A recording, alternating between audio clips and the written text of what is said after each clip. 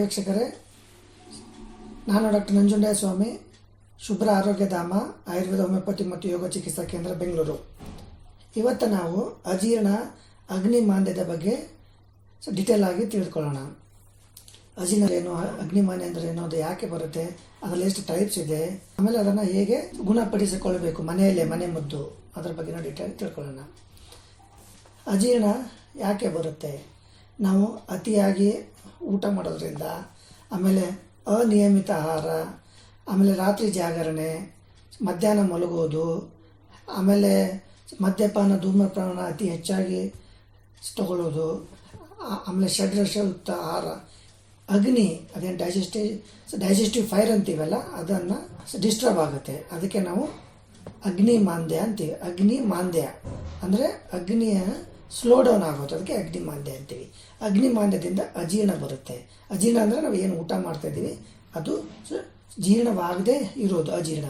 ಇದು ಅಜೀರ್ಣ ಮ್ಯಾಕ್ಸಿಮಮ್ ಕಾಯಿಲೆಗೆ ರೂಟ್ ಕಾಸ್ ಅಂತ ಇದೆ. ಅಗ್ನಿಮಾಂದ್ಯ ಆಗಲಿ ಅಜೀರ್ಣ ಆಗಲಿ, ನೀವು ನೋಡಿ ಪೈಲ್ಸ್ ಆಗಲಿ, ಆಮೇಲೆ ಡಯಾಬಿಟೀಸ್ ಆಗಲಿ, ನೀವು ಯಾವುದೇ ಕಾಯಿಲೆ ತೊಗೊಳ್ಳಿ, ಅದರಲ್ಲಿ ಮೂಲ ಕಾರಣ ಅಂತೀವಿ. Major causative factor for almost all disease is the ಅಜೀರ್ಣ ಆ್ಯಂಡ್ ಅಗ್ನಿಮಾಂದ್ಯ. ಅದಕ್ಕೆ ನಮ್ಮ ಆಯುರ್ವೇದದಲ್ಲಿ ಅಗ್ನಿಗೆ ತುಂಬಾ ಮಹತ್ವ ಕೊಟ್ಟಿದ್ದಾರೆ. ನಮ್ಮದು ಅಗ್ನಿ ಎಷ್ಟು ಚೆನ್ನಾಗಿ ಇರ್ತೀವಿ ಅಷ್ಟು ನಾವು ಏನು ಊಟ ಮಾಡ್ತೀವಿ ಅದು ಪ್ರಾಪರಾಗಿ ಡೈಜೆಸ್ಟ್ ಆಗಿ ನಮ್ಮ ಬಾಡಿಗೆ ಯೂಸ್ಫುಲ್ ಆಗುತ್ತೆ. ಆಮೇಲೆ ಅನ್ವಾಂಟೆಡ್ ಥಿಂಗ್ಸನ್ನು ಎಕ್ಸ್ಪೆಲ್ ಔಟ್ ಮಾಡೋಕ್ಕೆ ತುಂಬಾ ಈಸಿ ಆಗುತ್ತೆ. ಸೊ ಅದರಲ್ಲಿ ಅಗ್ನಿಯಲ್ಲೂ according to Ayurveda 18 types of ಅಗ್ನಿ ಹೇಳಿದ್ದಾರೆ. ಬಟ್ ಇಲ್ಲಿ ನಾವು 4 ಟೈಪ್ಸ್ ಅಗ್ನಿ ಬಗ್ಗೆ ನಾವು ಡೀಟೇಲ್ ಆಗಿ ತಿಳ್ಕೊಳ್ಳೋಣ. ಅಗ್ನಿ ಟೈಪ್ಸು: ಮಂದಾಗ್ನಿ, ವಿಷಮಾಗ್ನಿ, ತೀಕ್ಷ್ಣ ಅಗ್ನಿ, ಆಮೇಲೆ ಸಮಾಗ್ನಿ. ಮಂದಾಗ್ನಿ ಅಂದರೆ ನಾವು ಏನು ಊಟ ಮಾಡ್ತೀವಿ ಅದನ್ನು ಅಷ್ಟು ಪ್ರಾಪರಾಗಿ ಡೈಜೆಸ್ಟ್ ಮಾಡೋದಿಲ್ಲ. ವಿಷಮಾಗ್ನಿ ಅಂದರೆ ಒಂದು ಸಲ ಚೆನ್ನಾಗಿ ಡೈಜೆಸ್ಟ್ ಮಾಡುತ್ತೆ, ಇನ್ನೊಂದು ಸಲ ಪೂರ್ಣ ಡೈಜೆಸ್ಟ್ ಮಾಡಲಾಗದಂಥ ಅಗ್ನಿ, ಇದು ವಿಷಮಾಗ್ನಿ. ತೀಕ್ಷ್ಣ ಅಗ್ನಿ ಅಂದರೆ ನಾವು ಎಷ್ಟೇ ತಿನ್ನಲಿ, ಏನೇ ತಿನ್ನಲಿ ಅದನ್ನು ಡೈಜೆಸ್ಟ್ ಮಾಡುವಂಥದ್ದು ತೀಕ್ಷ್ಣ ಅಗ್ನಿ. ಇನ್ನೊಂದು ಸಮಾಗ್ನಿ ಅಂದರೆ ಪ್ರಾಪರಾಗಿ ಡೈಜೆಸ್ಟ್ ನಮ್ಮದು ಫುಡ್ಡನ್ನು ಡೈಜೆಸ್ಟ್ ಮಾಡುವಂಥ ಅಗ್ನಿಗೆ ನಾವು ಸಮಾಗ್ನಿ ಅಂತೀವಿ. ಸಮಾಗ್ನಿಯಿಂದ ನಮ್ಮ ಬಾಡಿಗೆ ತುಂಬಾ ಒಳ್ಳೆಯದು, ನಮ್ಮ ಬಾಡಿ ನರಿಶ್ಮೆಂಟ್ ಮಾಡೋಕ್ಕೆ ಸಮಾಗ್ನಿ ತುಂಬಾ ಹೆಲ್ಪ್ ಮಾಡುತ್ತೆ.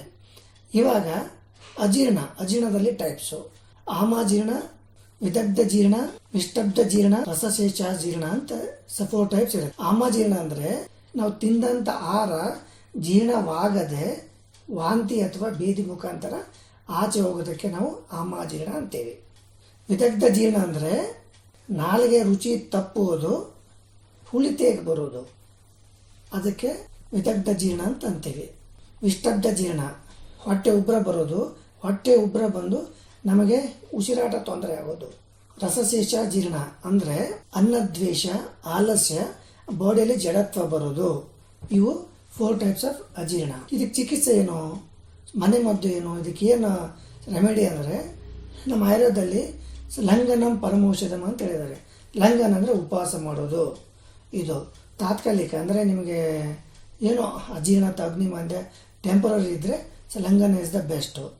ಸೊ ಲಾಂಗ್ ಲಾಸ್ಟಿಂಗ್ ಇದ್ದರೆ ಅಥವಾ ಭಾಳ ದಿವಸದಿಂದ ನಿಮಗೆ ಅಜೀರ್ಣ ಅಥವಾ ಅಗ್ನಿಮಾಂದ್ಯ ಇದ್ದರೆ ವೀಕ್ಲಿ ಒಂದ್ಸಲ ಉಪವಾಸ ಮಾಡೋದು, ಅದ್ರ ಜೊತೆ ನೀವು ಎಕ್ಸಸೈಸ್ ಮಾಡಬೇಕು, ವ್ಯಾಯಾಮ, ಆಮೇಲೆ ಒಂದು ಸ್ವಲ್ಪ ಆಸನ ಮಾಡಬೇಕು, ಆಮೇಲೆ ಯೋಗಾಸನ, ಸೂರ್ಯ ನಮಸ್ಕಾರ, ಪ್ರಾಣಾಯಾಮ ಇವೆಲ್ಲ ಮಾಡಬೇಕು.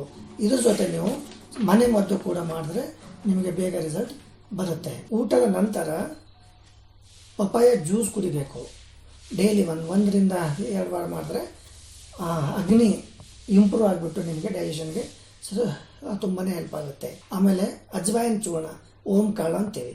ಓಂ ಕಾಳನ್ನು ಅಥವಾ ಓಂ ಕಾಳು ಪುಡಿ 1 ಟೀ ಸ್ಪೂನು 1 ಲೋಟ ಬಿಸಿನೀರಲ್ಲಿ ಮಿಕ್ಸ್ ಮಾಡಿಬಿಟ್ಟು ಊಟದ ನಂತರ ಅಥವಾ ಊಟಕ್ಕಿಂತ ಮುಂಚೆ ಕುಡಿದ್ರೆ ಜೀರ್ಣಶಕ್ತಿ ಇಂಪ್ರೂವ್ ಆಗುತ್ತೆ. ಓಂ ಕಾಳು, ಶುಂಠಿ ರಸ, ಆಮೇಲೆ ಸೈಂಧ ಲವಣ. ಓಂ ಕಾಳು, ಶುಂಠಿ ರಸ, ಆಮೇಲೆ ಸೈಂಧ ಲವಣ, ಇವು 3 ಬಿಸಿನೀರಲ್ಲಿ ಮಿಕ್ಸ್ ಮಾಡಿಬಿಟ್ಟು ಊಟದ ನಂತರ ಕುಡಿಬೇಕು. ಆಮೇಲೆ ಕೊತ್ತಂಬರಿ ಚೂರ್ಣ, ಆಮೇಲೆ ಶುಂಠಿ ಚೂರ್ಣ 2 ಲೋಟ ಬಿಸಿ ನೀರಲ್ಲಿ ಮಿಕ್ಸ್ ಮಾಡಿ ಕುಡಿದ್ರೂ ಕೂಡ ಅಗ್ನಿ ಇಂಪ್ರೂವ್ ಆಗುತ್ತೆ, ಅಜೀರ್ಣ ದೂರವಾಗುತ್ತೆ. ಆಮೇಲೆ ಇನ್ನೊಂದಂದರೆ ಮಜ್ಜಿಗೆಯಲ್ಲಿ ನೀವು ಹಸಿಮೆಣಸಿನ್ಕಾಯಿ, ಆಮೇಲೆ ಕೊತ್ತಂಬರಿ, ಇದು ಸೊಪ್ಪು, ಆಮೇಲೆ ಉಪ್ಪು ಮೂರನ್ನು ಮಿಕ್ಸ್ ಮಾಡಿಬಿಟ್ಟು ಊಟದ ನಂತರ ಬೆಳಗ್ಗೆ ಮಧ್ಯಾಹ್ನ ರಾತ್ರಿ ಕುಡಿತಾ ಬಂದರೆ ಜೀರ್ಣಶಕ್ತಿ ಇಂಪ್ರೂವ್ ಆಗುತ್ತೆ, ಆಮೇಲೆ ಅಗ್ನಿ ಮಂದೆ ದೂರ ಆಗುತ್ತೆ.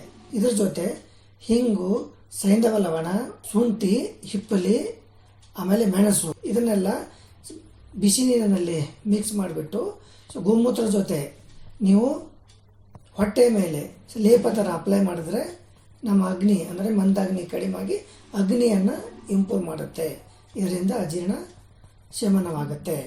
ಎಳೆ ಬದನೆಕಾಯನ್ನು ಸುಟ್ಟು ಅದರ ಮೇಲಿನ ಕಪ್ಪ ಚರ್ಮವನ್ನು ತೆಗೆದು ಅದಕ್ಕೆ ಸ್ವಲ್ಪ ಸೈಂಧವ ಲವಣವನ್ನು ಮಿಕ್ಸ್ ಮಾಡಿ ಕಿವುಚಿಬಿಟ್ಟು ಅಥವಾ ಹಿಂಡಿಬಿಟ್ಟು ಅದನ್ನು ನೀವು ತಿಂದರೆ ಅಜೀರ್ಣದಲ್ಲಿ ರಾಮಬಾಣ ಥರ ಕೆಲಸ ಮಾಡುತ್ತೆ. ಸೊ ಇವತ್ತಿಗೆ ಇಷ್ಟೇ. ಮುಂದಿನ ವಿಡಿಯೋದಲ್ಲಿ ಇನ್ನೊಂದು ಕಾಯಿಲೆ ಅಥವಾ ಇನ್ನೊಂದು ವಿಷಯದ ಬಗ್ಗೆ ಸಂಪೂರ್ಣ ಮಾಹಿತಿ ಕೊಡ್ತೀನಿ. ಅಲ್ಲಿವರೆಗೆ ಎಲ್ಲರಿಗೂ ಒಳ್ಳೆಯದಾಗಲಿ. ನಮಸ್ಕಾರ.